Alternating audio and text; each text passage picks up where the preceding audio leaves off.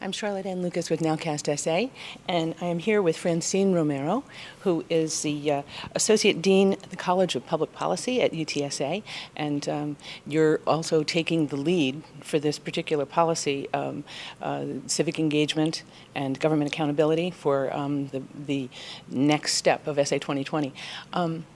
How did you become involved in this? How did you become involved in this part of the process? Well, I've just been personally interested in it. We do the Great Cities Dialogue every year. And one of our missions in the Great Cities Dialogue, and even more bigger scale, the whole College of Public Policy and the downtown campus, is to try to engage people. And one of the goals we've always had here is to be a place where the community can come and talk about their ideas, and a place for civic engagement. So when we saw the mayor getting started on this, we really wanted to be involved. We were thrilled that he picked us as the site to release the final report.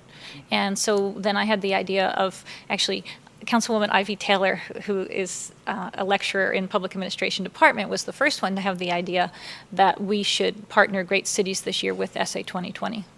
Interesting. Interesting. Give me a little bit of background about the Great Cities Dialogue, because I'm not sure, I'm a bit familiar with it, but I'm not sure how many people know much about it. Well, it predates me. It was from when Jesse Zapata, who is now a vice provost, was the dean of the College of Public Policy, and I believe Art Vega, who was one of our professors back then, is now at St. Mary's.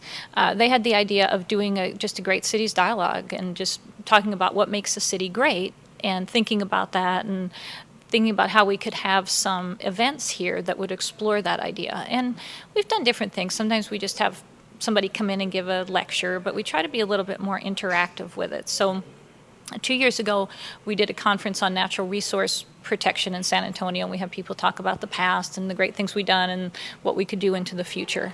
So I guess I've kind of taken it over in the last few years, but we've had, we keep losing track. This is probably our 7th or 8th Great Cities Dialogue. So they happen at periodic times during the year? Yeah, we used to do them twice a year when we were doing more just speeches, but now that we're doing more interactive, we do maybe once a year, although we will have events to continue this particular effort more often now. They won't always be called the Great Cities Dialogue, but we will keep doing this government accountability piece. Yeah, tell us about this, because this is something that's never happened before. So what kinds of things can we expect? And I know you're not going to be able to give us an absolute rigid schedule, but what can we expect? Well, I would like to have this group in place and have everybody who's here today commit to being sort of the steering committee for this element of SA 2020 and take ownership of it. And of course, anybody else is welcome as well. You know, I asked people today to bring somebody else next time.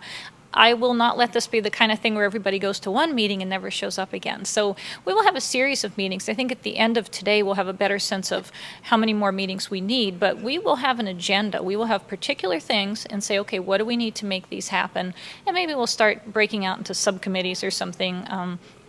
If it comes out that maybe UTSA would start doing some leadership training, that would be something I can start working on with a team of people. Maybe there's certain things we'd like to go to the city with and say, we would like you to consider making these changes to the website. And we have to figure out what requires an ordinance, what could we just talk to certain people about. And so maybe 3 or 4 meetings to fine-tune all this. Okay. Okay. And I expect we have a very strong online audience right now. I was just showing you. I expect that the online audience is going to be wanting to participate as well. Oh, well, that's perfect, because I can't talk about how we should have a better website and then not be willing to do it myself. So I would love to work with the city on that. Maybe we could get a page going where we could say, okay, this is the element we're starting with. What ideas do you like? Yeah. That would be good. That would be very cool. Yeah. Well, this live stream is also now on the UTSA's website today. So Great. We're making sure that we're letting people engage who want to watch it online. Wonderful.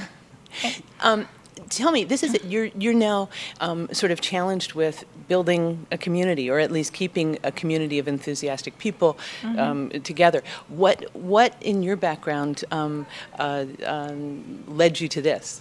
I mean, well, my PhD is in political science, so I'm really interested in how government works, but since I got out of grad school a long time ago and started teaching, I'm more interested in how government works on the ground instead of in books and articles. So I served on the City Planning Commission for 4 years, and I've been active with that sort of thing. I'm on the City Parks Board right now, and I like it. It's messy seeing people come out and sometimes yell and scream, but I really like watching government in action. I am one of the people that goes to City Hall and watches it, so I just like it. So that's How long have you been in San Antonio?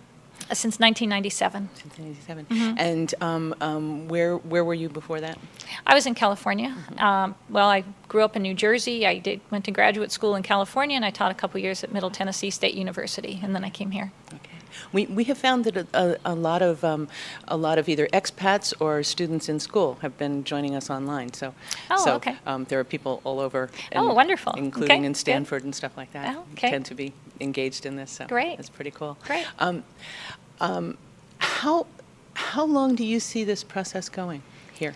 Well, I don't want it to be too long before we come up with an agenda and start moving on it. I don't want it to be, a year from now, like, oh, that was a great idea. We should have done something more with that. So I would hope within maybe by the end of the summer we can start seeing some action on at least some part of this. Including more ways to encourage people to vote? Yes. We'll see what comes out of the tables today. But, some of those things are pretty easy. We could, and we have a lot of professors here who would love the experiment that would provide them. So if somebody were to come out and say, hey, what if we did that party experiment? We had a little party at the polling place, and you could see how our turnout goes up. That would be wonderful. For professors would help with that, and they could maybe get an article out of it at the same time. So. Very interesting. Yeah. I've often thought that if we tied your driver's license renewal to being able to show that you voted in the last election, that might be some form of incentive. Oh, that's true.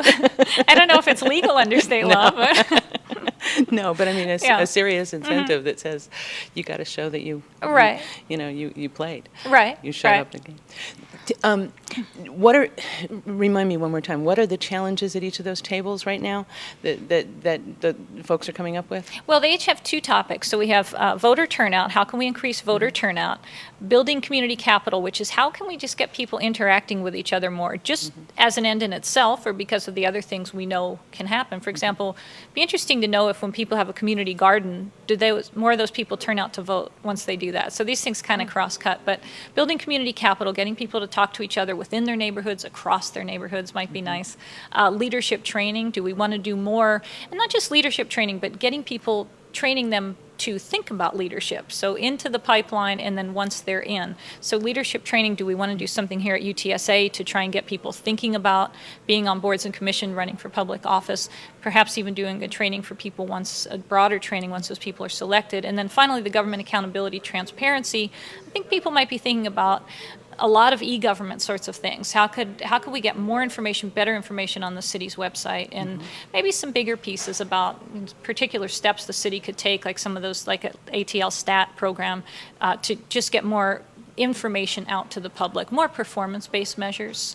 ATL STAT? Yeah, it's a program. It's just STAT. Whatever city you're in, it's like Atlanta STAT is ATL STAT. But as in status? Yeah, statistics. Statistics. Yeah. So, and a lot of we see performance-based measurements in a lot of cities. We have it here, so they'll set a standard that, well, we don't want anybody to be on hold for more than 2 minutes, and how did we do on that measurement? Well, the movement now is to say those actual standards themselves need to be driven by what people want. So the first thing you need to do is go out to people and say, well, what is it that you want from the city's development services department or the parks department? Because we don't want to be rating ourselves on things that weren't really that important to you in the first place. So that might come out of the fourth category, as well as just maybe easier improvements to the website. Okay. You've got there were about 200 people in here earlier. There's about 100, more than 100 in there right now. Does this turnout surprise you? Well, it surprised me because I didn't know about the city's RSVP list until late last night because we didn't have any computer connections yesterday. But no, otherwise it doesn't. I think people really are interested in the basics of government, how it works, how they can make it better.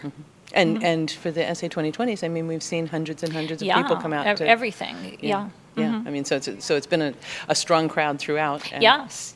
And they seem interested in continuing to hang around. Yeah, and I think we will continue to get interest in this. Well, I thank you very, very much for taking the time. Well, thank you. And talking to the folks who are online, who are watching, and who care very much about this. Okay. Well, thank you. Thank you for coming. Thank you. Okay.